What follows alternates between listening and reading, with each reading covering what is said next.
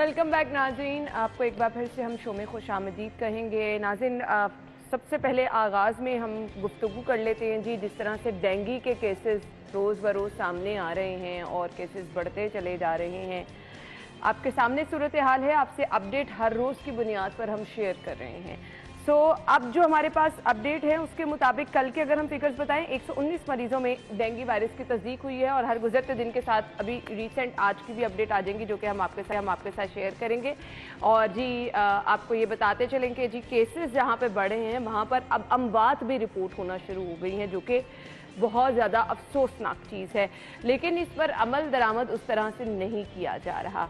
नाज़रीन, आगे चल के हम मजीद भी इस पर बात कर लेंगे। अब हमने प्रोग्राम का बाकायदा तौर पर आपको पता है जी आगाज़ करते हैं, सेगमेंट्स होते हैं हमारे। सबसे पहला सेगमेंट जो हमारा उसकी तरफ चलेंगे, एक दिन एक नेकी। आज का पैगाम आपके साथ शेयर करेंगे। नहमदुहु व नसल्ली अला रसूलिहिल करीम, अम्मा बाद।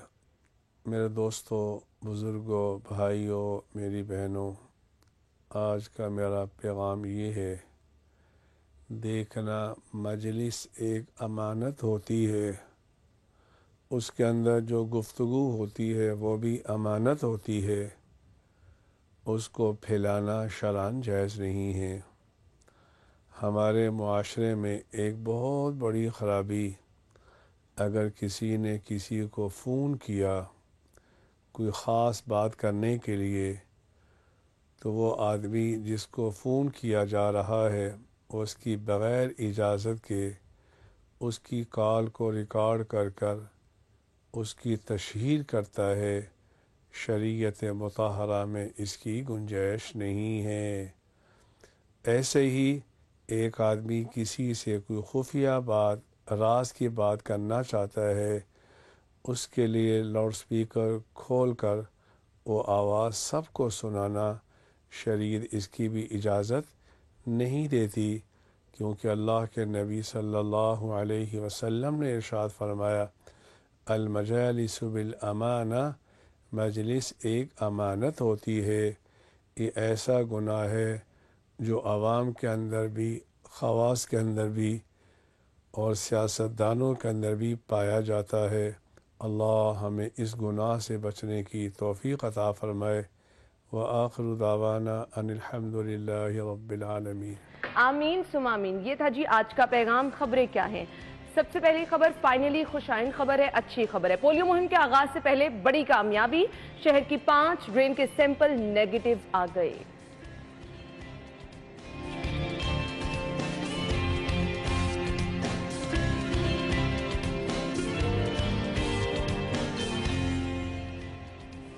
और अगर अब आपने फाइल चेक करानी है तो 10,000 देने होंगे। एलडीए में भारी ट्रांसफर फीस लागू।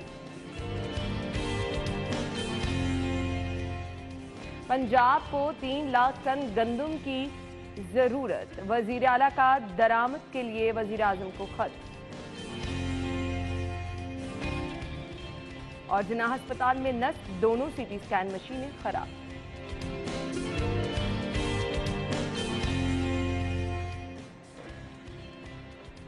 अच्छा जी, खबरें आप जान चुके हैं, इनकी डिटेल्स की तरफ चलते हैं। हमारे साथ हमारे सीनियर रिपोर्टर इमरान यूनुस और इरफान मलिक मौजूद है। खुशामदीद कहेंगे। अस्सलाम वालेकुम, क्या हाल चले आपके? ठीक ठाक। अच्छा जी, खबर हमारे पास है पोलियो मुहिम के हवाले से। बारहा शहर में चलती है पोलियो मुहिम, लेकिन हमेशा से कहीं ना कहीं कुछ ऐसी प्रॉब्लम रह जाती है कि हमें पॉजिटिव सैंपल फिर नजर आते हैं जी। आउटफॉल, गुलशन एरावी, मुल्तान रोड, नाले के 5 मकामात से पोलियो चेक करने के लिए नमूने लेकर उनका टेस्ट किया गया। डीसी की जानिब से 6 अक्टूबर से शुरू होने वाली इंसदादे पोलियो मुहिम के लिए जायजा इजलास हुआ और शहर की 58 हाई रिस्क यूनियन काउंसिल में खुसूसी तवज्जो देने पर इत्तफाक किया गया। अगर अब ऐसा है कि नेगेटिव आया है सैंपल, तो ऐसा नहीं कि आपने मुहिम उस तरह से नहीं चलानी। मेरे ख्याल से अब डबल रिस्पॉन्सिबिलिटी हो जाती है। इमरान भाई देखिए जी, बिल्कुल जिन ड्रेन्स के सैंपल लिए गए हैं, जिसमें आउटफॉल है, गुलशन रावी है और तीसरा मुल्तान रोड ड्रेन है, हर अच्छा, साल और याद रहे ये वही ड्रेन है जहां से पॉजिटिव आते हैं सैंपल। हर साल जब भी इन्होंने मुहिम शुरू करनी होती है तो इन ड्रेन्स के सैंपल जो है वो लिए जाते हैं, लेकिन جو رزلٹ آتا تھا وہ ہمیشہ چھپا لیا جاتا تھا، وہ تو پھر میڈیا جو ہے جب اس چیز کو ہائی لائٹ کرتا تھا تو پھر یہ چیز جو ہے وہ سامنے آتی تھی کہ پازیٹیو سیمپلز جو ہے وہ وہاں پر آئے ہیں. تو ہر سال یہ ان ڈرینز کا سیمپل لیتے تھے، اس بار جو ہے وہ نیگیٹو آیا ہے، اس لیے انہوں نے جو ہے وہ اس چیز کو بیان کیا ہے. لیکن ابھی بھی اگر بات کی جائے کہ 58 ہائی رسک یونین کونسلز ہیں جس کا اعتراف جو ہے وہ ڈی سی محمد علی جو ہیں وہ خود کر رہے ہیں کہ ہمیں ان کی طرف زیادہ فوکس جو ہے وہ دینا ہوگا. اب یہ خطرہ تو ہے پاکستان کو، پورے پاکستان کی بات کرتا ہوں کہ پورے ملک کو اس چیز کا پولیو کا خطرہ ہے. ابھی تک ہم یہ جو اس کا ریڈ سرکل ہے اس سے ابھی تک باہر جو ہے وہ نہیں نکل پائے ہیں. اور نو ڈاؤٹ کیمپینز جو ہیں وہ بھی چلتی رہتی ہیں، اور لیکن مسئلہ یہ ہے کہ اکثر ہم نے یہ بھی خبریں جو ہیں وہ سنی ہے کہ لوگ جو ہیں وہ اس میں اپنا پازیٹیو رسپانس جو ہے وہ اس میں نہیں دیتے. بیشتر لوگ جو ہیں وہ بچوں ابھی بھی لوگوں کی سائیکی ایسی ہے کہ ہم نے اپنے بچوں کو نہیں پلانے قطرے، وہ جو انکار کر دیتے. ویکسینیشن والا حال تھا، ابھی بھی کچھ لوگ ایسے ہیں جو کہتے ہیں، جن کا مائنڈ سیٹ یہ ہے کہ بچوں کو جیسے یہ قطرے پلائے جاتے ہیں ہمارے بچے بیمار ہو جاتے تو ہم نہیں. دیکھیں اس میں یہ بھی چیز ہے نا کہ جو ہیلتھ ورکرز ہیں ان کی طرف سے بھی یہ شکایت جو ہے وہ کبھی سامنے آتی ہے. اسپیشلی لوگ جو ہے وہ بھی شکایت کرتے ہیں کہ جب آپ کے پولیو ورکرز آتے ہیں اکثر تو ان کی ڈوز جو ہے، یہ تو ہمیں ہیلتھ ورکرز نے خود بتایا کہ ڈوز جو ہے وہ بھی جو ہے وہ اکثر جو ہے وہ ڈوز جو ہے وہ یا تو برف کے اندر جو ہے وہ نہیں رکھی ہوتی تھی، اور جس کی وجہ سے اس کا ٹھنڈا ہونا جو ہے وہ ضروری ہے اس ویکسینیشن کا نا، تو برف جو ہے وہ نہیں ہوتی تھی. تو لوگ جو ہیں وہ اس چیز سے بھی ڈرتے تھے کہ بجائے فائدے کے اس چیز کا نقصان نہ ہو جائے. تو یہ ساری چیزیں جو ہے وہ دیکھنے کی ضرورت ہے. لیکن یہ بڑی اچھی بات ہے کہ اگر ان ڈرین سے جو ابھی تک سیمپل لیے گئے ہیں وہ نیگیٹو آئے ہیں تو یہ واقعی ایک چلیں جی یہ خوش آئند ہے. لیکن یہاں پہ ہم لاہوریوں سے ریکویسٹ یہ کرنا چاہیں گے کہ جب دوبارہ سے پولیو مہم چلے تو آپ نے اپنے بچوں کو پولیو کے قطرے ضرور پلانی ہے. ایک چیز تو واضح ہے اور ہم یہاں پر بارہا ڈاکٹرز کو انوائٹ کر کے یہ چیزیں آپ کو بتا چکے ہیں کہ اگر آپ ریپیٹ بھی کر رہے ہیں نا پولیو کے قطرے، اگر 1 مہینے بعد یا 1 ہفتے بعد، اس کا نقصان کوئی نہیں ہے. آپ یہ مت سمجھیے کہ اگر ہم آپ کے ساتھ یہ خبر شیئر کر رہے ہیں کہ نیگیٹو آ گئے ہیں تو اب ہم پولیو فری ہو گئے ہیں، ایسا پاسبل نہیں ہے. ابھی فی الحال تو یہ ہے. جی عرفان. انا بالکل آپ کی بات ٹھیک ہے کہ اگر آپ ترقی یافتہ ممالک کی لسٹ دیکھیں تو اس میں پولیو عرصہ دراز سے ختم ہو چکا ہے. ایسے ہی ہے. لیکن پاکستان ایسا ملک ہے جس کے اندر ابھی بھی آپ کو اس بات کی خوشی ہو رہی ہے کہ آپ کے 5 جو ڈرین سے جو سیمپل لیے گئے وہ نیگیٹو آئے. اور یہ گلشن راوی کا تو میں شکر کروں گا کہ یہ کبھی تو اس میں نیگیٹو آیا نہیں، تو ہمیشہ یہی وہ پوائنٹ ہوتا تھا جہاں سے آپ کو پتہ چلتا تھا کہ یہاں سے پازیٹیو آ گیا.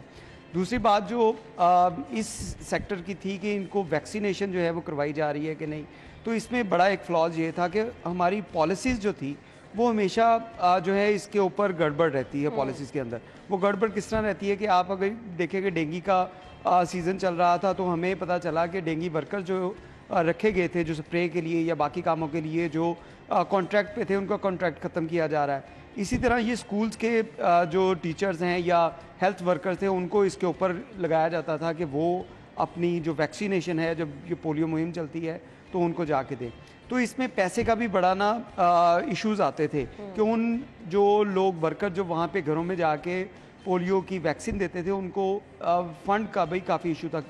خواہ کہ یہ تمام فنڈ جو ہے اس میں دیکھیں ویکسین، اس میں جتنے جو ورکرز ہیں ان کی سیلریز یہ تمام کی تمام آپ کو فنڈڈ ہے. WHO کی طرف سے یہ ساری چیزیں فنڈ کی جاتی ہیں اور حکومت کو ایک بڑا جو ریونیو ہے اس مد میں دیا جاتا ہے کہ آپ اپنے ملک کے اندر پولیو کے ویکسین پہ لائیں. لیکن ہوتا کیا ہے کہ ہمارے پاس ویکسین بھی پہنچ جاتی ہے، ہمارے پاس پیسے بھی پہنچ جاتے ہیں، تو بات وہی کہ انتظامی ڈھانچہ نہ ہونے کی وجہ سے ہم تمام جو ڈور ٹو ڈور جو کمپین ہے اس کو مکمل نہیں کر پاتے.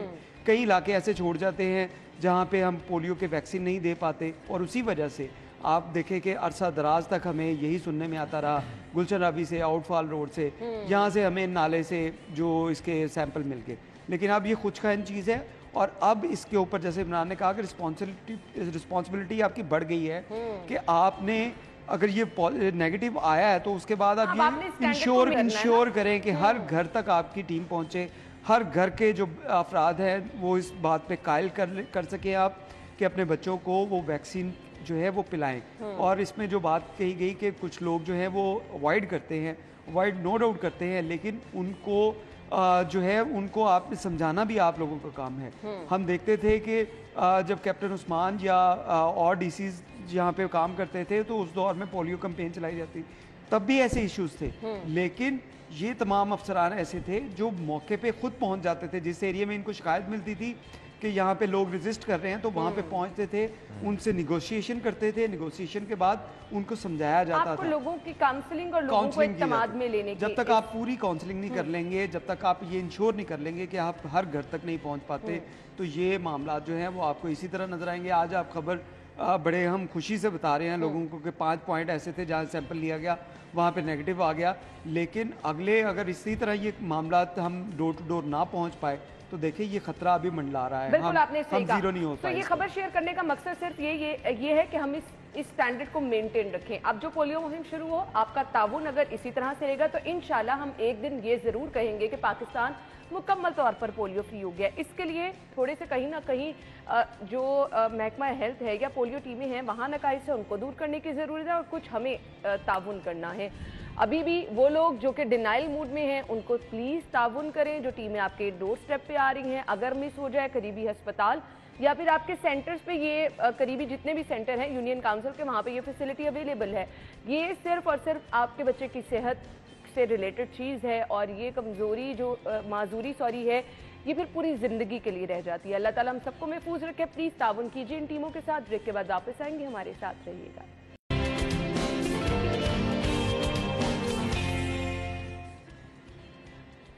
एक बार फिर से आपको खुशामदीद कहेंगे। अगली खबर की तरफ बढ़ते हैं और अगली खबर क्या है? अच्छा जी, एलडीए में भारी ट्रांसफर फीस लागू, फाइल चेकिंग पर 10,000 रुपये देना होंगे। ले जी, अब आम आदमी की बात कर लेते हैं जो मैंने एक्सपीरियंस सुने हैं। एलडीए दफ्तर अगर कोई जाता है तो आप दरवाजे से क्या, पीछे रोड से, मेन रोड से ही आपके पास लोग आना शुरू हो जाते हैं जो कि आपको कहते हैं कि जी क्या काम कराना है। और आप अगर बड़े आम शहरी फर्स्ट टाइम जा रहे हैं तो आपको लगता है जी आपकी रहनुमाई करने के लिए लोग मौजूद है। वहाँ से आपसे पैसे मांगना शुरू होते हैं। अंदर चले जाएं, कोई ऑफिसर आपसे सीधी बात करने को, सीधे मुंह बात करने को तैयार नहीं होता, चाहे आप ये 10,000 रुपये फीस भी लागू हो गई है तब भी नहीं। अब यहाँ पर ऑलरेडी तमाम लोग अपना अपना हिस्सा लेने बैठे होते हैं। अगर फाइल चेक कराने के भी आपने 10,000 देने हैं तो फिर क्या बनेगा? जी इमरान भाई। देखिए जी, एलडीए स्कीमों के हवाले से बात करें या कंट्रोल एरियाज़ के हवाले से बात करें, वहाँ पर तो ऑलरेडी सोसाइटी इंतज़ामिया जो है वो बैठी होती है जो कि भारी फीसें जो है वो ऑलरेडी लोगों से लेती है। वटेवर वो फाइल ट्रांसफ़र के हवाले से है या फाइल में कुछ भी चेंजिंग करनी है, वो भारी फीसें पहले ही वसूल कर रहे थे।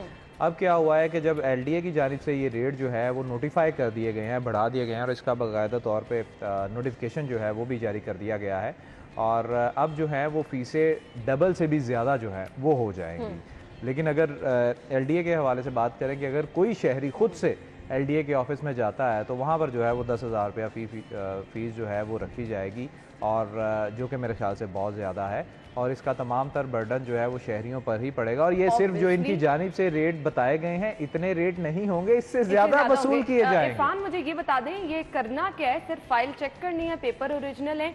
यहाँ तो मैं 10,000 लोग सुन रही हूँ जिनके साथ फाइल्स के नाम पर फ्रॉड हो गया है।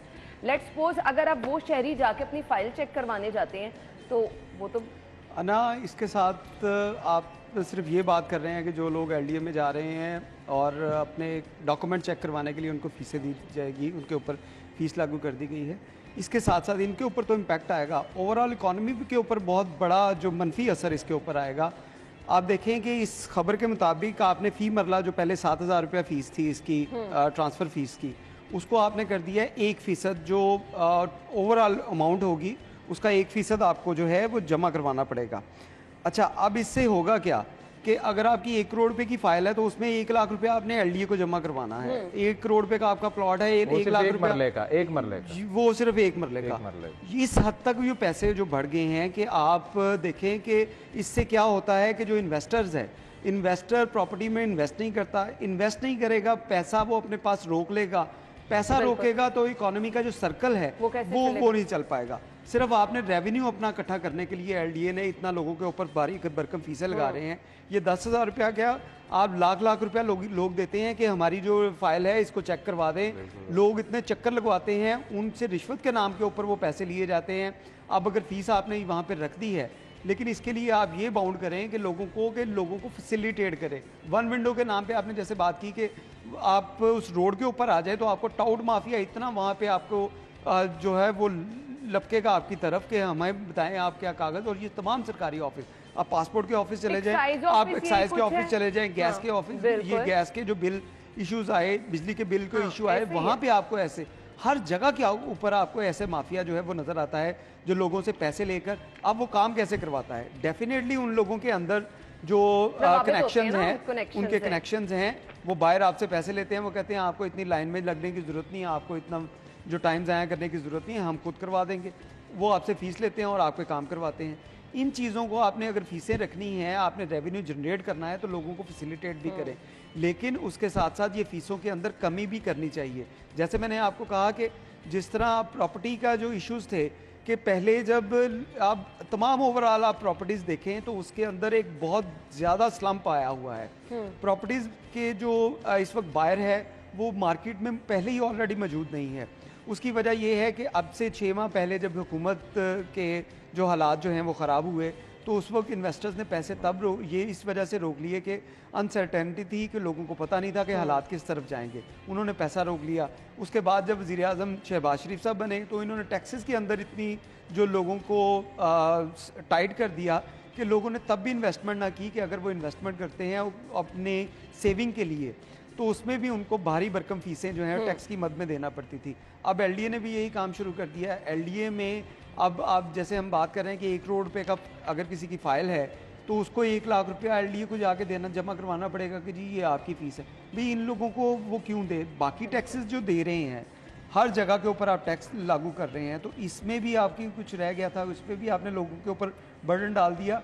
ये नहीं सोचा कि इकोनॉमी के अंदर कितना बुरा असर है। इरफान, इसमें ना बड़ा मज़ा खेज़ एक बात है जो कि नोटिफिकेशन जारी हुआ है, उसमें यह है कि जो रिकॉर्ड चेकिंग के पैसे हैं वो भी डिफरेंट है। अगर आपने अपने प्लॉट का, घर का, वटेवर किसी भी चीज़ का जो आपकी अपनी मलकियत और एलडीए कंट्रोल एरिया में आती है, अगर आपने उसकी वेरिफिकेशन करवानी है जो कि आपका अपना है, आपका अपना है, उस फाइल के फी पेज का 1000 रुपया जो है वो मुख्तस किया गया है। और फाइल जो है वो इतनी मोटी पेपर आ गए तो आपके 25,000 पेजेस ही होते हैं, ठीक है। और ये कम से कम रेट है, ये कम से कम रेट है। और अगर आपने किसी के रिकॉर्ड का करवाना है तो वो डबल ट्रिपल।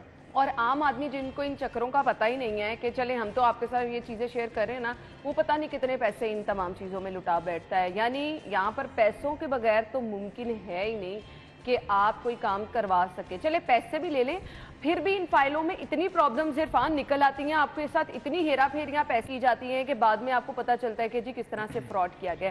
खैर, हमने अगली खबर की तरफ आना है और अगली खबर हमारे पास है जी, पंजाब को 3 लाख टन गंदम की ज़रूरत है, वज़ीर आला का दरामद के लिए वज़ीर आज़म को ख़त। और कल मैं परवेज़ इलाही साहब की गुफ्तगू एक जलसे में सुन रही थी, उन्होंने कहा कि जी शहबाज शरीफ साहब ने गंदम रोक ली है, सिंध को दे रहे हैं, पंजाब को नहीं दे रहे, और हमें जानबूझ के इंतकामी सियासत का हिस्सा बनाया जा रहा है। इस पर बात करते हैं, ब्रेक के बाद वापस आते हैं, हमारे साथ ही रहिएगा।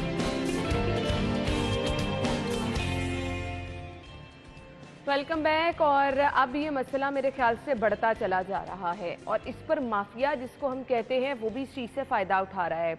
गंदम की कमी है, आटा कहीं नहीं मिल रहा, आटा महंगा होता चला जा रहा है।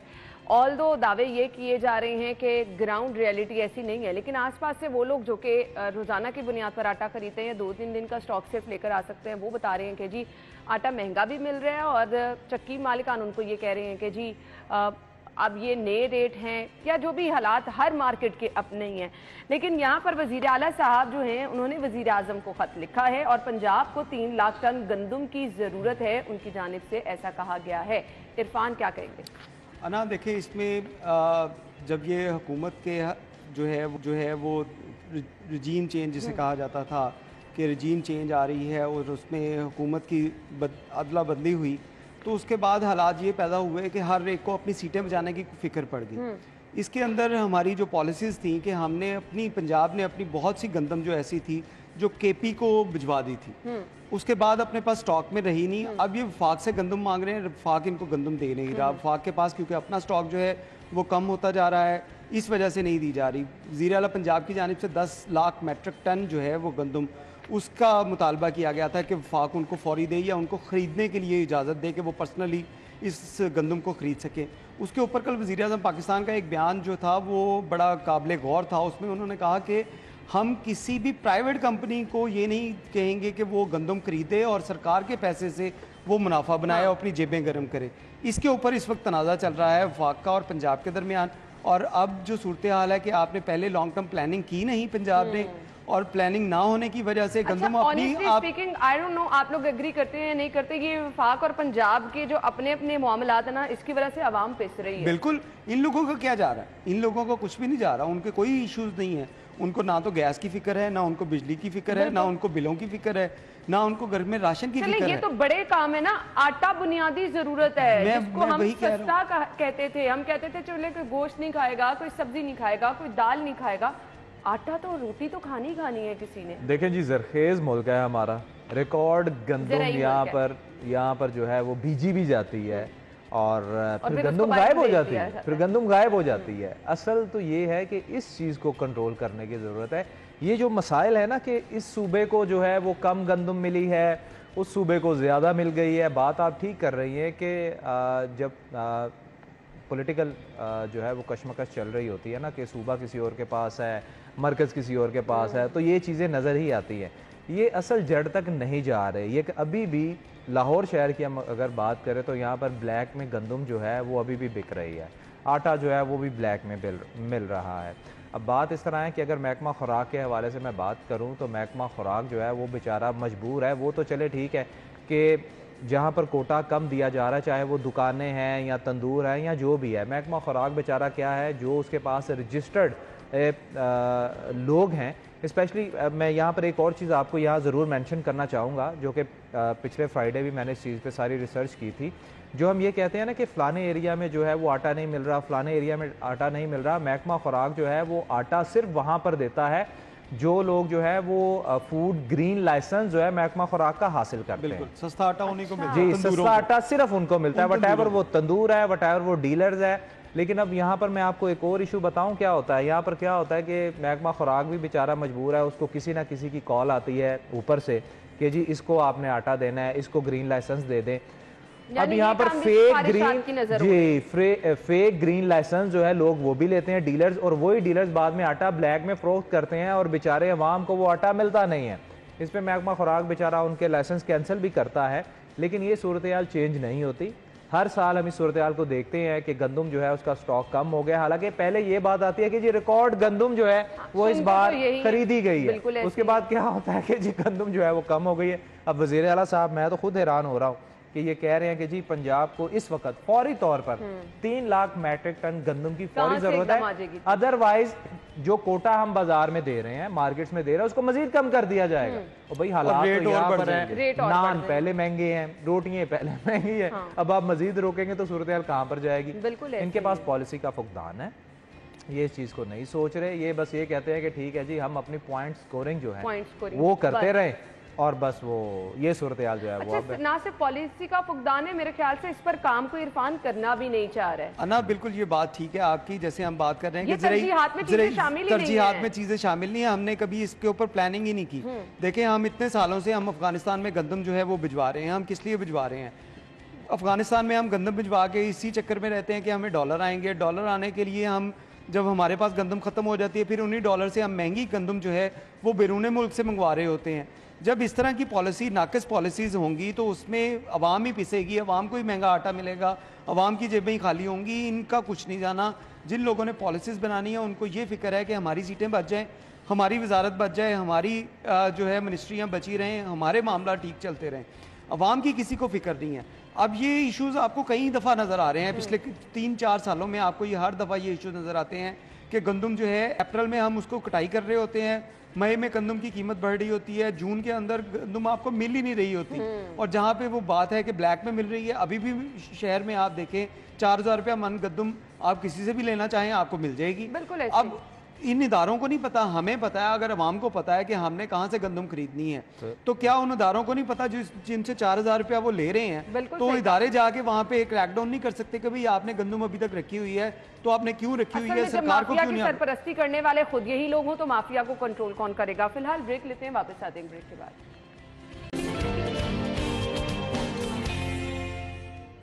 Welcome back. और शहर के अस्पतालों की हालत इज़ार हम आपके साथ शेयर करते रहते हैं, क्योंकि अल्टीमेटली यहाँ पर पहुँचता है जी गरीब बंदा, जिसके पास पैसे हैं वो तो रुख करता है जी प्राइवेट अस्पतालों का, प्राइवेट क्लिनिक्स का। यहाँ पर वो लोग जाते हैं जिनको सस्ते टेस्ट चाहिए होते हैं, मुफ्त अद्वियात चाहिए होती हैं और सेहत सहूलियात उनको लगता है यहाँ जाके उनको अच्छी मिल जाएंगी। सर, जो सिर्फ लगता है, अदरवाइज हकीकत क्या है वो हम आपको बताते रहते हैं। अब ये है जी 2 सिटी स्कैन मशीनें हैं जिन्ना अस्पताल में, जो कि दोनों ख़राब हैं। क्यों जाएंगे लोग यहाँ, इमरान भाई? देखिए जी, जना हॉस्पिटल को मुझे तो लगता है कि इस बेचारे को कोई बद्दुआ है, ठीक है। जो मुखैर हजरात हैं जो कि इसकी तरक्की में बढ़ चढ़ कर हिस्सा ले रहे हैं, अगर उनको जरा साइड पे रखा जाए, पे वो काम कर देते हैं, वो हिस्सा बस सही चलता है, उसको जरा साइड पे रखा जाए तो बाकी हॉस्पिटल को देखा जाए तो आप यकीन जाने ऐसा लगता है कि इसको कोई बद्दुआ है। अब ये आए रोज इसकी सुनने में ये आता है कि मशीन जो है वो खराब हो चुकी है। अब सिटी स्कैन मशीन के हवाले से बात करें कि 2 मशीनें हैं इनके पास। एक जो है पुरानी थी, वो पुरानी होने की वजह से ख़राब पड़ी हुई है, और जो नई थी एक रह गई, फिर जो नई थी और नई जो है वो भी ख़राब पड़ी हुई है इस खबर के मुताबिक। तो बहरहाल वही जो बेचारे लोग हैं वो क्या करेंगे, अब क्या करेंगे, जो इसके मुल्हिका प्राइवेट लैब्स हैं वो बेचारे वहाँ जाएंगे ना। अच्छा, अब हम लोगों की तरफ तो आते हैं। इरफान, आप भी एग्री करेंगे, ये मशीनें महंगी तरीन मशीनें होती हैं, इन्हें बाहर से खरीदा जाता है। सो इनकी मेंटेनेंस, वक्त की अहम ज़रूरत होती है कि जो इनकी मेंटेनेंस का टाइम है उसके अकॉर्डिंग अगर नहीं किया जाता, इन्हें प्रॉपर एयर कंडीशन रूम में रखना पड़ता है, वो सब नहीं किया जाता, तो फिर ये मशीनें जवाब दे देती हैं।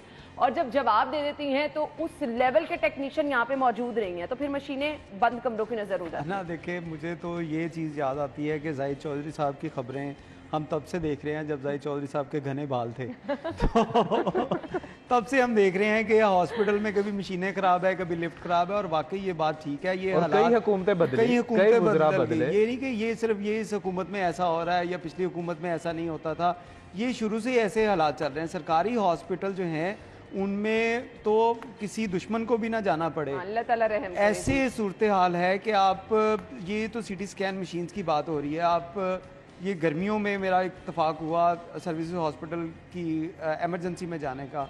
आप बिलीव करेंगे, गर्मी का मौसम और उसमें हॉस्पिटल की एमरजेंसी जो है उसके एसी नहीं चल रहे। हर जो बेड है उसके ऊपर लोड इतना है कि 2-2 मरीज उसके ऊपर बिठाए हुए हैं। डॉक्टर्स बेचारे वहाँ पे वो हाथ से फाइलें जो हैं उसके साथ वो पंखा जल के अपना वो पसीने खुश्क कर रहे हैं। मरीजों के जो लवाकीन हैं वो बेचारे वहाँ पे कर रहे हैं। सरकारी अस्पतालों की ये हालात है। माजरत के साथ हम गुफ्तगू का सिलसिला आगे नहीं बढ़ा सकते। कोशिश कीजिए कि अपना टाइम ना वेस्ट करें, क्योंकि इन अस्पतालों में अगर आप जाएंगे तो ना तो आपको मुफ्त एक्सरे, ना सिटी स्कैन, ना MRI, ये सहूलत आपको नहीं मिलेगी। अगर मिलेगी, मशीनें ठीक हुई, उसके लिए भी आपको लंबी कतारों में लगना पड़ेगा। अदरवाइज कोई सिफारिश ले तो काम जल्दी हो जाएगा। थैंक यू सो मच, बहुत बहुत शुक्रिया। नाज़रीन, ब्रेक होगी, हेडलाइंस, फिर वापस आते हैं शो में।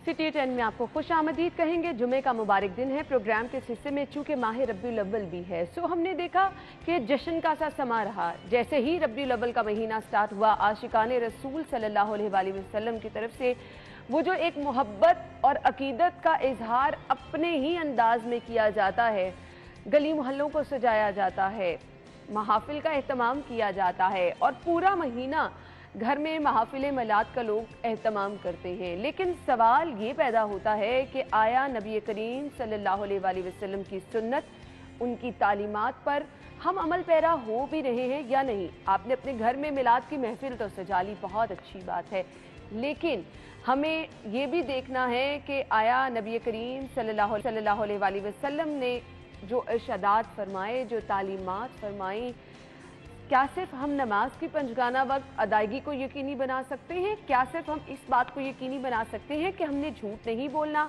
किसी का दिल नहीं दुखाना, जो हमारे नबी ने फरमाया कि हमने किस तरह से लोगों पर सिलाए रहमी करनी है, किस तरह से हमने किसी का दिल नहीं दुखाना। अपने मुआशरे में देखिए क्या कुछ हो रहा है। सो आज के प्रोग्राम का मकसद ये है बात करने का कि हमने आका दो जहां की आमद का जश्न तो मना लिया, मरहबा या रसूल अल्लाह के नारे तो लगा लिए, जो कि इंशाअल्लाह रहती दुनिया तक हम लगाते भी रहेंगे।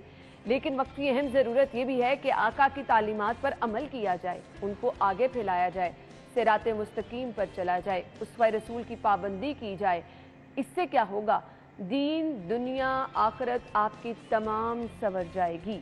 सो अपने आप का मुहासिबा करना बहुत ज़रूरी है। ये सोचिए कि हम क्या कर रहे हैं। आज के इस प्रोग्राम में हमारे साथ हमारी जो मेहमान मौजूद है, तारुफ कराना चाहूंगी, मजहबी स्कॉलर हैं, हुमा तकवी साहिबा ने हमें ज्वाइन किया है। अस्सलाम वालेकुम। अस्सलाम रहमतुल्लाह। क्या हाल चाल है? अल्हम्दुलिल्लाह। बहुत बहुत शुक्रिया। माह रबीउल अव्वल आपको भी बहुत बहुत मुबारक हो। आका की आमद का महीना है। मैंने कहा जश्न हमने बड़े अच्छे तरीके से मनाया, और फिर जो पूरे आलम इस्लाम में तमाम लोगों की तरफ से जिस तरह से मैंने देखा, गली मोहल्ले से जाए गए, बड़ी बड़ी न्याज़ों का एहतमाम किया गया। ज़रूरत इस अमर की है कि हम नबी दो जहां की तालीमात पर अमल भी करें। कितना ज़रूरी है? जी, बिस्मिल्लाहिर्रहमानिर्रहीम, अल्लाहुम्मा सल्ली अला मुहम्मदिन व आले मुहम्मद व अज्जिल फराजहुम। बहुत प्यारी आपने बात की है, और जैसे कि आपने कहा कि रबीउल अव्वल का बाबरकत महीना, कोई शक नहीं है इसमें कि जो रबीउल अव्वल का महीना है वजह तख्लीक कायनात का महीना है। कि अगर मेरा ख्याल है कि अल्लाह ताला ने अपने हबीब को तख्लीक ना किया होता तो ये कायनात खल्क ना होती, क्योंकि परवरदिगार आलम ने मोहब्बत महबूब में कायनात सजाई। बिल्कुल। और जब अल्लाह ने कायनात सजाई, हबीब किबरिया को अपना महबूब बना लिया, और उसका एहसान ये है कि उसने अपना महबूब हमारा महबूब बना दिया। सुभान अल्लाह। तो आपने बहुत खूबसूरत बात की कि पूरी कायनात, पूरी दुनिया में एक जश्न का समा है। ठीक है, मैं आपकी बात से बिल्कुल एग्री हूँ, और हम सब ज़ाहिर है बहैसियत मुसलमान रबीउल अव्वल के महीने की कुछ एक रूहानी तासीर है। मतलब आप अगर बहुत गमज़दा भी हों, बहुत डिप्रेस भी हों, बहुत परेशान भी हों, तो जैसे ये चांद नमूदार होता है आपके अंदर एक इत्मीनान क़ल्ब आ जाता है। बिल्कुल आपने क्यों आ जाता है? क्योंकि एक तसल्ली आ जाती है कि अब वो आ गया जो रहमतुल लिल आलमीन, सुभान अल्लाह, वो आ गया जो शफ़ीउल मुज़निबीन है। मगर हमें सिर्फ और सिर्फ इजहार नहीं करना। सबसे बड़ा ड्रॉबैक पता क्या है? देखें, सबसे बड़ा ड्रॉबैक ये है कि हम इजहार तो बहुत खुल के करते हैं, बहुत प्यार, मतलब मैं इस मुनाफी बात नहीं कर रही, ये इश्क के तकाजे हैं कि जब मोहब्बत होती है ना तो दिल करता है कि उसका इजहार किया जाए, उसको जाहिर किया जाए। मगर मैं अक्सर अकेले में भी ये सोचती हूँ कि हमने हमेशा इजहार उस तरह किया जैसा हमने चाहा। हमने कभी उस तरह इजहार करने का नहीं सोचा कि जैसा वो चाहते हैं। कभी हम उनकी चाहत वाला इजहार करके उनको बताएं कि या रसूल अल्लाह, ये तो मेरा इजहार था कि मैंने झंडियाँ लगा दी, ये तो मेरा इजहार था मैंने देगे पकवा ली, मैंने घर सजा लिया, मगर या रसूल अल्लाह, एक इजहार वो है जो आप मुझसे एक्सपेक्ट करते हैं, एक मोहब्बत वो है जो आप मुझसे चाहते हैं। आप चाहते हैं कि जैसे मैंने घर संवारा, मैं ख़ुद को संवारूँ। मैं अपने अंदर, जैसे घर की सफाई करते हैं ना, तो क्या हम अपनी नफ्स की सफाई नहीं कर सकते? क्या हम अपने सोचों को ताहिर नहीं कर सकते? जो तहारत का मुरक्का है, जिसका लक़ब ही अबू ताहिर हो, उससे मोहब्बत करने का तकाजा तो ये है ना कि कुछ ना सही थोड़ा डिवीज़न में अपने आप को ताहिर करें, थोड़ा डिवीज़न में अपने आप को पाक करें। देखिए, बात ये है कि दुनिया है तो बहुत मुश्किल, मैं हमेशा आपको यही कहती हूँ। और सबसे बड़ा हमारा इम्तिहान पता कि अल्लाह ने रखा है कि हमें राहिब बनने की भी इजाज़त नहीं दी। रहबानियत इस्लाम में अल्लाह ताला ने मना कर दी। रहबानियत, मुझे लगता है कि बहुत आसान होता कि अगर अल्लाह मुझे इजाज़त दे देता कि मैं एक मस्जिद में बैठ जाती और सिर्फ उसकी इबादत करती और मस्जिद साफ़ करती, कोना साफ़ करती। मगर अल्लाह ने मुझे एक बीवी, एक बेटी, एक माँ और एक औरत बनाकर मुआशरे में छोड़ दिया कि रहना भी तुमने इसमें है और तुमने इसमें रहना भी नहीं है। यानी कि मौला अली का मैं नहजुल बलागा में एक जुमला पढ़ी थी कि दुनिया में इस तरह रहो जैसे किश्ती पानी में चलती है, कि जब तक कश्ती पानी में रहती है चलती रहती है, मगर जब पानी कश्ती में आ जाता है तो डूब जाती है। तो तुम दुनिया में रहो, दुनिया तुम में ना रहे। जब दुनिया तुम में रहने लगती है ना, फिर तुम डूबना शुरू हो जाते हो। बिल्कुल। और जब डूब जाते हो तो फिर इश्क, मोहब्बत, मवद्दत, सब चीज़ें पीछे रह जाती हैं। हुमा साहिबा, हम नबी करीम सल्लल्लाहु अलैहि वसल्लम की उम्मती हैं, बिला शुबा ये हमारे लिए बहुत बड़ी बात है, और हमें यकीन है इस बात का कि रोज़े महशर हमारे लिए सबसे बड़ी निजात की वजह भी यही बनेगी कि हम नबी करीम के उम्मती हैं। तो अब हमारे ऊपर भी तो कुछ बड़ी चीज़ें लागू होती हैं ना, कि हम अगर नबी के उम्मती हैं तो हमने अपने नबी की जितनी भी सुन्नतें हों उन पर अमल करना है। कैसे हम अमल कर सकते हैं? देखिए, सबसे बड़ा मसला तो यही है ना कि उन्होंने तो हमें उम्मती बना लिया, अल्लाह ने हमारा स्टेटस बुलंद कर दिया।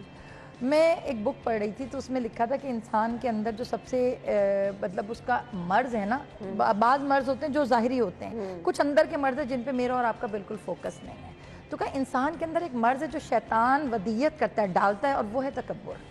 کل انسان وہ شیطان جو ہے وہ انسان کی بہت سی اچھائیوں کو تکبر کے ذریعے اسپوائل کرتا ہے. اس کا دل چاہتا ہے ذرا سا حسن آ جائے, ذرا سی اولاد پڑ جائے, ذرا سی ایجوکیشن آ جائے, دولت مل جائے, اسٹیٹس مل جائے, تو اس کا دل چاہتا ہے کہ میں اب دنیا پہ ظاہر کروں کہ میرے جیسا کوئی نہیں ہے, میں بس اب میں ہوں. تو میں اس میں پڑھی تھی تو آیت اللہ بہجت نے جملہ کہا کہ اگر کبھی تمہارا بہت تکبر کرنے کو دل چاہے نا, تو پھر تم اس بات پہ تکبر کرو کہ جو نبیوں کا نبی ہے وہ تمہارا نبی ہے. یعنی کہ جب محشر میں امت محمدی پکاری جائے گی, جب پکارا جائے گا کہ رسول اللہ صلی اللہ علیہ وآلہ وسلم کی امت حاضر ہو, تو آپ کو پتہ ہے سب سے پہلے انبیاء آ گئے ہیں. حضرت آدم, حضرت نوح, یہ تمام نبی آ کے کھڑے ہوں گے کہ ہم ہیں رسول کی امتی, اور اس کے پیچھے ہم بھی کھڑے ہوں گے جنہوں نے ہمیں انبیاء کی قطار میں کھڑا کر دیا. اب بات یہ ہے کہ انہوں نے اپنا کام کر لیا, انہوں نے آپ کے لیے رحمت بھی مانگ لی, انہوں نے آپ کے لیے مغفرت بھی مانگ لی, معراج میں جا کر آپ کے لیے آتش جہنم کو ٹھنڈا کروانے کا وعدہ بھی لے لیا, انہوں نے اپنا سب کچھ کر لیا. اب میری باری ہے, اب آپ کی باری ہے. اب اس عشق کو جسٹیفائی کیسے کرنا ہے؟ دیکھیے میں تو ہمیشہ ایک بات کرتی ہوں, ہم عشق مجازی سب سے تھرڈ کلاس فارم آف عشق ہے, مطلب جس میں دنیا میں بندہ پاگل ہو جاتا ہے, اور عشق حقیقی سب سے اعلیٰ عشق ہے. اور جو عشق حقیقی کا خالق اس نے حبیب کبریا سے عشق کیا ہے, ٹھیک ہے نا. اب عشق مجازی کا ایک آپ کو بھی پتہ, مجھے بھی پتہ, فارمولہ ہے کہ جب میں کسی سے محبت کرتی ہوں تو سب سے پہلے میں دیکھتی ہوں اسے پسند کیا ہے, اسے ناپسند کیا ہے. بالکل. اور میں آؤں تو میں ویسی بن کے ہوں جیسے وہ مجھے دیکھنا چاہتا ہے. تو یہ فارمولہ مجھے یہاں سمجھ آتا ہے, یہ فارمولہ مجھے وہاں کیوں سمجھ نہیں آتا. زبردست. وہاں پہ بھی تو مجھے دیکھنا ہے کہ وہ مجھ سے کیا چاہتے ہیں. اب امت محمدی صرف اور صرف لباس کا نام نہیں ہے. امت محمدی سنت رسول, یہ نہیں کہ میں مسواک کرتی رہوں, میں جو ہے اپنے لباس کو ان کے مطابق ڈھال لوں, اپنے چہرے کو ان کے مطابق ڈھال لوں. چہرہ میرا ان کے مطابق اور زبان میری کفار کے مطابق. جہاں زبان میں طنز ہو, جہاں زبان کے اندر ترشی ہو, جہاں زبان کے اندر سختی ہو, تو وہ امت محمدی کہلانے کے لائق نہیں ہے. کیوں؟ کیونکہ حبیب کبریا نے جب ان سے پوچھا گیا کہ یا رسول اللہ آپ کو محبوس کیوں کیا گیا, آپ کیوں آئے, تو ہمارے جیسا کوئی ہوتا تو ہم تو بڑا تگڑے ہوتے, ہمیں تو دنیا کو سیدھا کرنے کے لیے بھیجا گیا, پڑھانے کے لیے بھیجا گیا. یعنی کہ جن کو معلم کہہ کے اللہ تعالیٰ قرآن میں خطاب کر رہا ہے, رسول اللہ نے کیا تبسم لا کے کہا انی بعثت لاتمم الاخلاق, مجھے تو اس لیے مابعوث کیا گیا ہے کہ میں تمہیں اخلاق دوں, نہیں لاتمم الاخلاق, تمہارے اخلاق کو کمال پہ لے جاؤں, تمہیں مکمل کروں. اور مکمل تب ہوگے جب اخلاق کام ہے. بالکل آپ نے سے کہا, جمعے کا مبارک دن ہے, اور میں نے سن رکھا ہے کہ درود پاک جہاں کہیں آپ بیٹھ کے پڑھیں نبی کریم صلی اللہ علیہ وآلہ وسلم تک پہنچتا ہے. تو میرے خیال سے یہ تو ایک کنیکشن بلڈ ہو جاتا ہے, کوئی بیچ میں دوری نہیں رہتی. تو پھر وہ محبت, وہ عشق کی وہ سٹیج ہے کہ آپ سامنے بیٹھ کے, آپ کے ذہن میں یہ بات ہے کہ آپ درود پاک پڑھیں, نبی پاک سن رہے ہیں. یہ اللہ کی بہت بڑی رحمت ہے امت آخر النبی. یہ صرف ہمارے لیے تھا, اللہ تعالیٰ نے اور کسی نبی کی امت کو یہ کنیکشن نہیں دیا. اور ہمارے لیے, اور سب سے بڑی پیاری بات پتہ کیا ہے, کہ درود پاک وہ آپ کے لیے خاصیت ہے, وہ فضیلت ہے کہ جس میں لا شریک اللہ آپ کے ساتھ شریک ہوتا ہے. ان اللہ و ملائکتہ یصلون علی النبی, کہ اللہ اور اس کے ملائکہ اپنے حبیب پر درود بھیجتے ہیں, اپنے حبیب پر صلوات بھیجتے ہیں. تو اے لوگو تم بھی صلوات بھیجو. اب آپ یہ دیکھیں کہ جس کام میں اللہ آپ کے ساتھ شریک ہے وہ کام چھوٹا نہیں ہے. اب یہ پروردگار تو نے مجھے ان سے کنیکٹ کیوں رکھا, پروردگار تو نے درود کے ذریعے میرے دل میں ان کے ساتھ ایک, دیکھیں سلام ایک ایسی چیز ہے کہ آپ اگر احادیث کا مطالعہ فرمائیں تو اس میں لکھا ہے کہ سلام کرنا سنت ہے, جواب دینا واجب ہے. آپ نے عشق میں سلام کر لیا تو کیسے ممکن ہے کہ وہ سرکار دو جہاں, وہ رحمت کے منبع, وہ شفیع المذنبین آپ کے سلام کا جواب نہ دیں, اور جس کو وہ کہہ دیں اپنے دہن مبارک سے کہ تم پہ سلامتی ہو. تو یہ اب سمجھ میں آپ کو بتاؤں, یہ درود پاک ہے جس نے ہمیں زندہ رکھا ہوا ہے. ورنہ کفار, ورنہ جو اینٹی اسلام ہے وہ آپ کو کب سے مٹا چکے ہوتے ہیں. میں آپ کو ایک بات بتاؤں, وہ نعت کا شعر ہے نا, یہ سب تمہارا کرم ہے آقا, کے بات اب تک بنی ہوئی ہے, یہ 101 گنا درست بات ہے. ورنہ میرے اور آپ کے اندر کچھ نہیں ہے کہ جو ہم بچ جاتے ہیں. آپ کو پتہ ہے کہ ہم سے پہلی امتیں اب جو تھیں وہ ساری کی ساری گناہ کرتی تھی نا, تو آن دا اسپاٹ سزا ملتی تھی. اگر کوئی چور ہوتا تھا تو آن دا اسپاٹ اس کو چور, ان کے ماتھے پہ لکھ دیا جاتا تھا یہ چور ہے. زانی ہے تو اس کا چہرہ سیاہ ہو جاتا تھا. آپ نے کبھی سوچا نہیں کہ جو ہر امت ایک ایک گناہ کی وجہ سے تباہ ہوئی ہے, اور ہم وہ امت ہے جس میں سارے گناہ کی بھرمار ہے، پھر بھی ہم چل رہے ہیں، ہم سروائیو کر رہے ہیں۔ ہم سروائیو اس لیے کر رہے ہیں کہ اللہ نے درود کی چین رکھی ہے، ہم ان پہ بھیجتے ہیں، وہ ہم پہ بھیج دیتے ہیں۔ جب وہ ہماری سلامتی کی دعا کر دیتے تو اللہ کہتا ہے چھوڑو، اللہ کہتا ہے کہ یہ جس نے اس کی سلامتی کی دعا کر لی اسے کوئی چاہ کے بھی نہیں مٹا پا رہا۔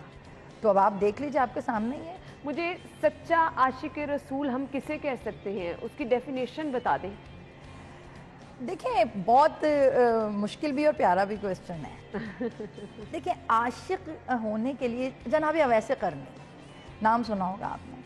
اویس قرنی وہ ہیں کہ جس کی خوشبو رسول نے محسوس کی ہے، مطلب ہم بحیثیت عاشق رسول کو محسوس کرنا چاہتے ہیں، مگر جب عشق معراج پہ پہنچ جائے تو پھر رسول اس کو محسوس کرتے ہیں۔ سبحان اللہ۔ اب اویس قرنی جو ہیں وہ آئے رسول کی چاہت کے لیے، آئے رسول کے اشتیاق، اور یہ واحد اویس قرنی صحابی ہیں کہ جن کو لقب صحابی ملا ہے، مگر انہوں نے رسول کو دیکھا نہیں ہے، رسول سے ملے نہیں، رسول سے بات نہیں کی، اور صحابیت کی سند لے کر چلے گئے۔ کیسے لے کر چلے گئے کہ وہ صبح پہنچے، شام کو واپس، کسی نے کہا رک جاؤ اب اتنی دور سے ہے، انہوں نے کہا میری والدہ بیمار ہے۔ دیکھیے کہ انہوں نے عشق پہ حقوق العباد کے لیے عشق قربان کیا۔ بالکل۔ انہوں نے کہا میری والدہ بیمار ہے، اگر میری والدہ رات کو کسی چیز کی ضرورت اور میں موجود نہ ہوا تو میرا عشق کس کام کا۔ اور رسول اللہ نے کیا کمال کیا کہ ان کو بغیر دیکھے کہہ دیا کہ مجھے لگتا ہے کہ میرا کوئی چاہنے والا آیا تھا۔ یا رسول اللہ آپ نے تو دیکھا بھی نہیں، آپ نے بات بھی نہیں، مجھے خوشبو محسوس ہو رہی ہے۔ پتہ چلا خوشبو بدن کی نہیں تھی، خوشبو اس کردار کی تھی جو نبی کے مشام تک پہنچی۔ تو اب آپ بحیثیت سچا عاشق اگر کہہ رہی تو کردار جو ہمارے بدبودار کردار ہے نا، ہم نے اسے خوشبو میں بدلنا ہے، اور وہ خوشبو میں ایسے نہیں بدلے گا۔ دیکھیے جب بھی آپ کسی چیز کو پریزرو کرتے ہیں، محفوظ کرتے ہیں، تو سب سے پہلے جراثیم باہر نکالتے ہیں۔ تو آپ اپنے اندر دیکھیں کون کون سے کیڑے، کون کون سے بیکٹیریاز ہیں جنہیں نکالنا ہے۔ یار ہمارا تو مطلب اندر اخلاص ہی نہیں ہے۔ بالکل آپ نے چہروں پہ ڈبل ڈبل ماسک ہیں، مطلب آپ یہ دیکھیں ہم سامنے کچھ ہوتے ہیں۔ کسی نے پوچھا تھا قرب الہی کی پہلی سیڑھی کیا ہے، یہ بہت پیارا، اس کو ذرا سمجھیے گا۔ قرب الہی اللہ کے قریب جانے، آپ نے اگر اس بلندی پہ بھی جانا تو پہلا سٹیپ تو لینا ہے نا، آپ نہیں لیں گی اوپر کیسے جائیں گی؟ قرب الہی کی پہلی سیڑھی عبادت نہیں ہے، کا پھر کا کوشش کرو جیسی نظر آ رہی ویسی ہو جاؤ، انر اینڈ آؤٹر ایک ہو جائے، اندر باہر ایک کرو۔ ابھی تو تم جیسی دکھ رہے ہو ہم ویسے نہیں نظر آ رہے، اوپر سے کچھ اور ہے، اندر ابھی بھی بہت خلاصتے ہیں۔ تو امت محمدی کا میڈل کوئی آسان نہیں ہے کہ آپ صرف ایک نالین پاک کا بیج لگا لیں اور امتی بن گئے۔ امت محمدی ایک کردار ہے، امت محمدی ایک لہجہ ہے، امت محمدی ایک سوچ ہے، امت محمدی جو ہے وہ ایک طہارت ہے۔ جب یہ ساری چیزیں اندر آئیں گی پھر سینہ ٹھوک کے کہیں یا رسول اللہ میں امتی ہوں۔ سبحان اللہ، سبحان اللہ۔ یہیں سے گفتگو کا سلسلہ آگے بڑھائیں گے، بریک لیں گے، بریک کے بعد آتے ہیں ہمارے ساتھ ہی۔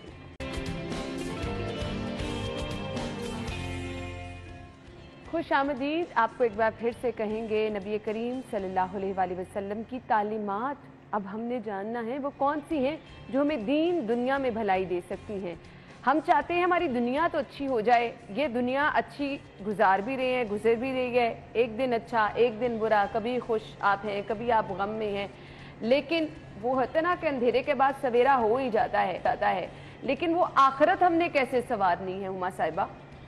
دیکھیں بات پھر وہی ہے کہ نبی پاک صلی اللہ علیہ وآلہ وسلم دنیا تو گفٹ میں دی ہے انہوں نے، لیکن اصل مقصد تو ان کا آخرت تھا۔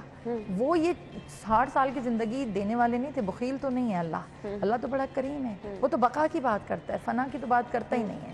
تو جب آپ بقا کی طرف جاتے تو پھر آخرت بقا ہے، جہاں دنیا کا تذکرہ ہے وہاں آخرت ہے۔ اللہ دنیا تو نے دی کیوں؟ تاکہ تو اس کو سنوار رہے، آخرت کو سنوار۔ دنیا سنوارنے کے لیے مجھے اور آپ کو پیدا نہیں کیا گیا کہ میں یہاں پہ سب کچھ کر کے، کیا یہ لاس نہیں ہے کہ آپ اللہ جو آپ کو فار ایور دینا چاہ رہا ہے آپ اسے 50 سال میں ختم کر دیں؟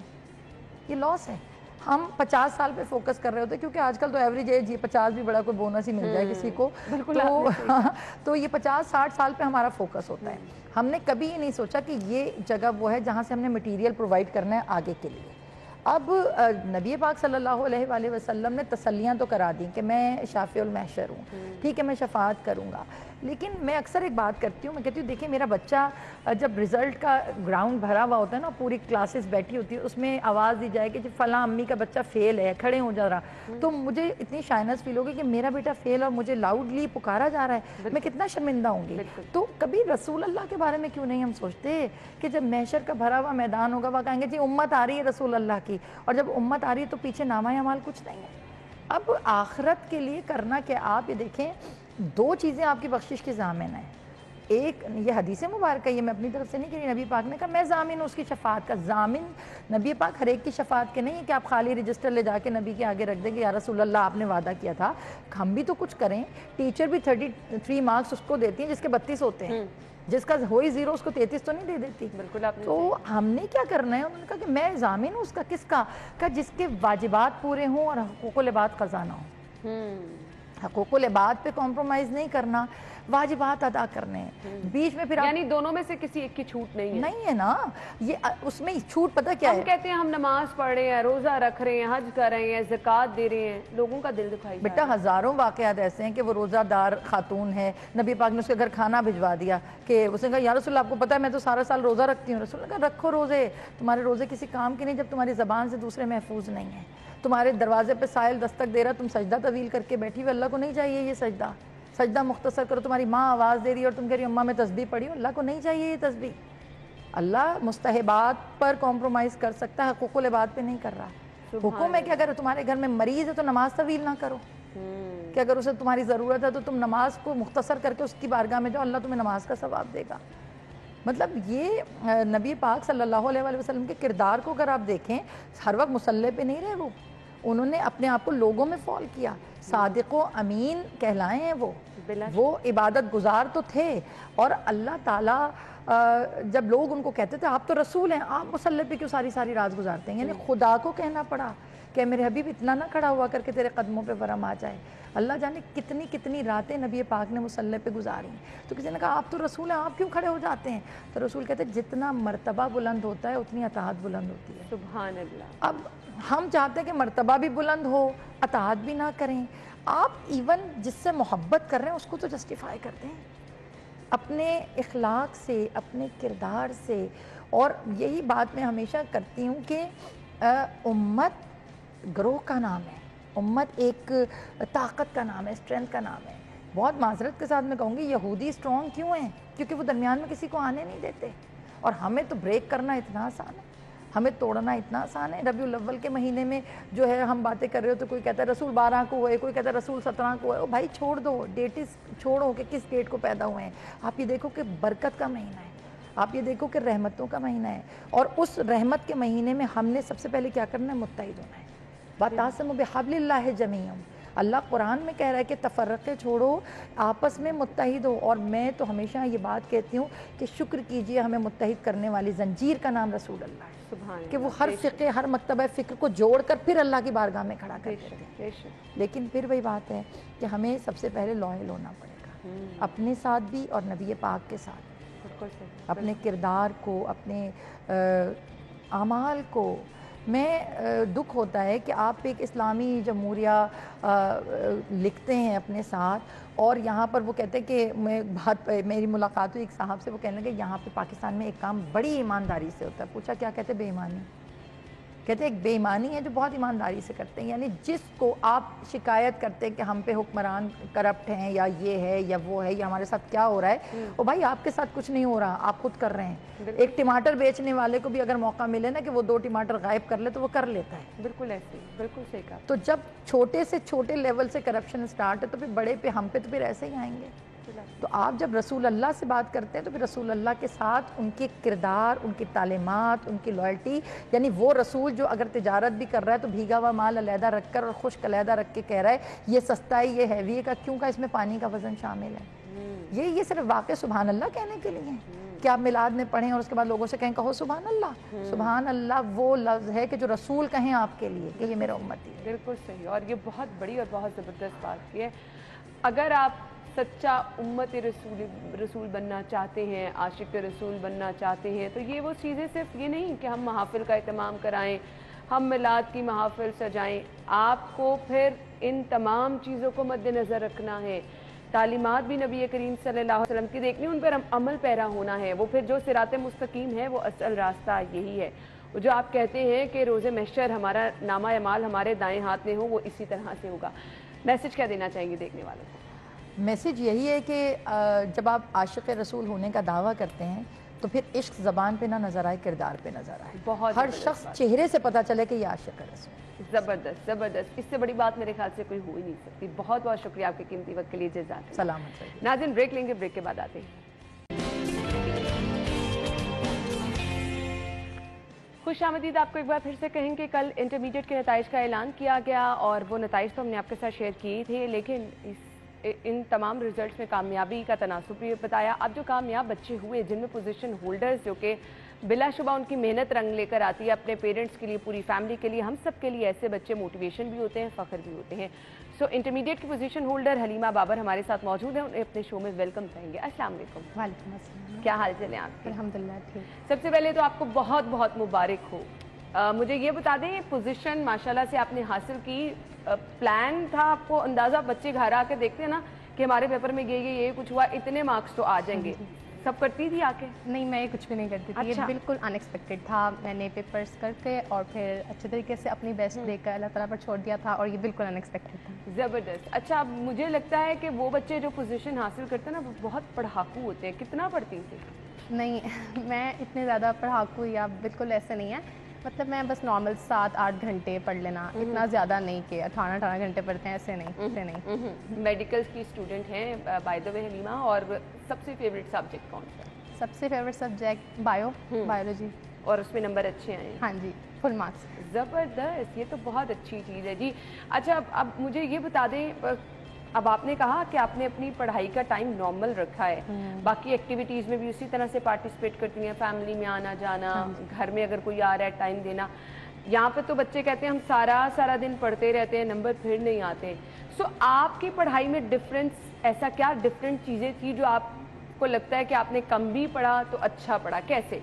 मैंने अपने टीचर्स की इंस्ट्रक्शंस को फॉलो किया था, जो वो कहते थे बस मैंने A to Z उनको फॉलो किया था, क्योंकि हम तो स्टूडेंट्स हैं, हमें नहीं पता, लेकिन वो उनको तो सब पता होता है, तो वो जो मुझे कहते थे बस मैं वैसे करती थी उनकी हर बात मानकर, तो ये खुद ही होता गया सब कुछ। ज़बरदस्त। अच्छा, वो कोई पास्ट पेपर से तैयारी की या टेस्ट बहुत ज़्यादा दिए, किस तरह से तैयारी की? वो जो एंड वाले 2-3 महीने होते हैं ना, बहुत ज़्यादा इंपॉर्टेंट होते हैं, उसमें आपकी तैयारी की क्या? मैंने अपनी अकेडमी ज्वाइन की हुई थी, तो अकेडमी के स्केड्यूल को ही मैंने फॉलो किया था, और वो मतलब स्टेप बाय स्टेप जैसे उन्होंने हमें चढ़ाया वैसे किया, टेस्ट सेशन और सब कुछ, ऑल दैट सब कुछ वैसे किया और बहुत अच्छा हो गया, एंड पे तैयारी खुद ही अच्छी हो गई थी। ज़बरदस्त। अच्छा, प्रॉब्लम कहाँ पे आती थी जहाँ पर लगता था कि अच्छा ये चीज़ मुझे याद नहीं हो रही, या ये मेरा सब्जेक्ट फेवरेट नहीं, पता नहीं इसमें नंबर आएंगे या नहीं?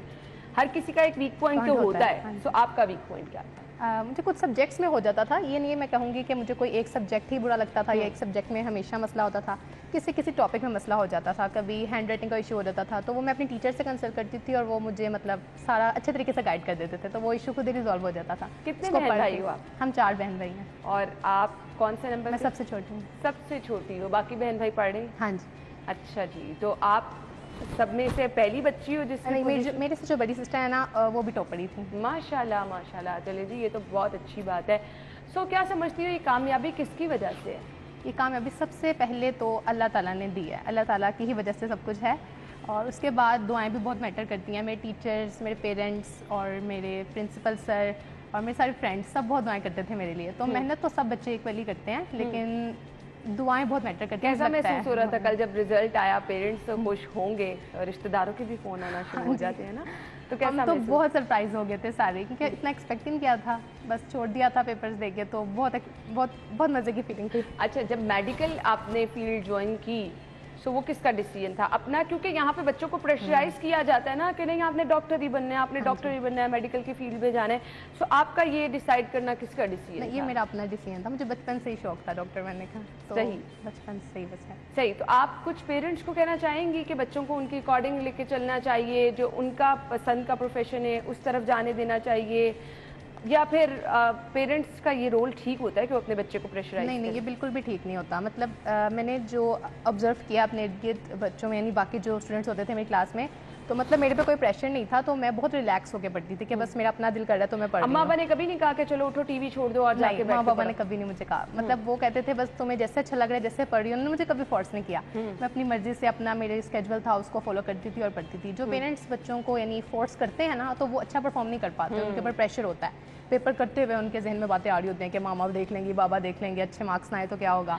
पेपर जब कर रही होती थी तो क्या माइंड में होता था? बस जल्दी जल्दी उसको फिल करना है, क्योंकि बहुत सारे स्टूडेंट्स बहुत अच्छे स्टूडेंट होते हैं, ब्राइट स्टूडेंट होते हैं, लेकिन वो पेपर अच्छा नहीं कर सकते।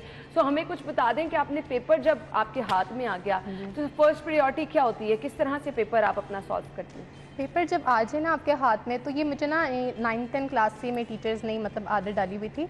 तो मतलब मैं जब पेपर मेरे सामने आ जाता था ना, उससे पहले मुझे बहुत नर्वसनेस होती थी कि पता नहीं क्या होगा। सबको होती है, हमें अपना टाइम भी याद आ रहा है, तो बस यही होता है। लेकिन जब पेपर आ जाता था ना, तो मैं अपने आप को एक नट शेल में कर लेती थी, बस अब ये पेपर है, इतना मेरे पास टाइम है। और अल्हम्दुलिल्लाह जो अकेडमी ने मेरी प्रैक्टिस बहुत अच्छी करवाई हुई थी कि मेरा टाइम मैनेजमेंट और सब कुछ बहुत अच्छा होता था। तो बस मैं अपने एक नट शेल में जाती थी और उसको सॉल्व कर देती थी और बस खुद ही हो जाता था। सही। हैंड राइटिंग भी आपकी मैटर करती है कि हाँ जी, हैंड राइटिंग बहुत मैटर करती है, इंग्लिश उर्दू में लिटरेचर में बहुत मैटर करती है। सही। और इसके अलावा मुझे ये बता दीजिएगा, अब वो स्टूडेंट्स जो कि फील्ड में जाना चाहते हैं, कुछ अच्छा करना चाहते हैं, मेहनती बहुत होते हैं, लेकिन उस तरह से नंबर हासिल नहीं कर पाते हैं, उसकी कुछ वजह समझ आती है? मुझे ऐसे फील होता है, लेकिन मेरे साथ भी अक्सर ऐसे हो जाता था कि एकेडमी के अगर मैं अपनी रूटीन शेयर करूँ तो कभी कभी मैं मेरा डाउनफॉल आ जाता था।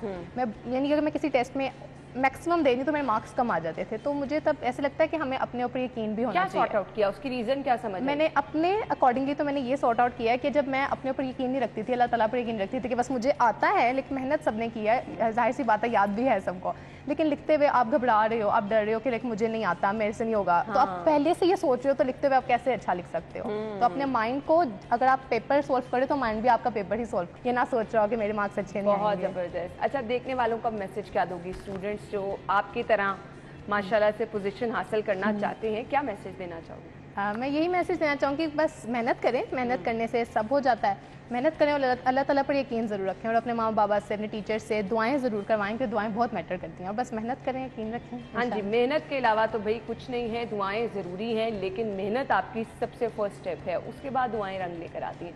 थैंक यू सो मच, बहुत बहुत शुक्रिया, गुड लक। इसी तरह से माशाल्लाह आगे भी आप कामयाबियाँ समेटती रहें, तो हम दोबारा भी आपको बुलाएंगे अगर माशाल्लाह आप पोजीशन हासिल की। बहुत बहुत शुक्रिया आपका। ब्रेक होगी, ब्रेक के बाद वापस आते हैं।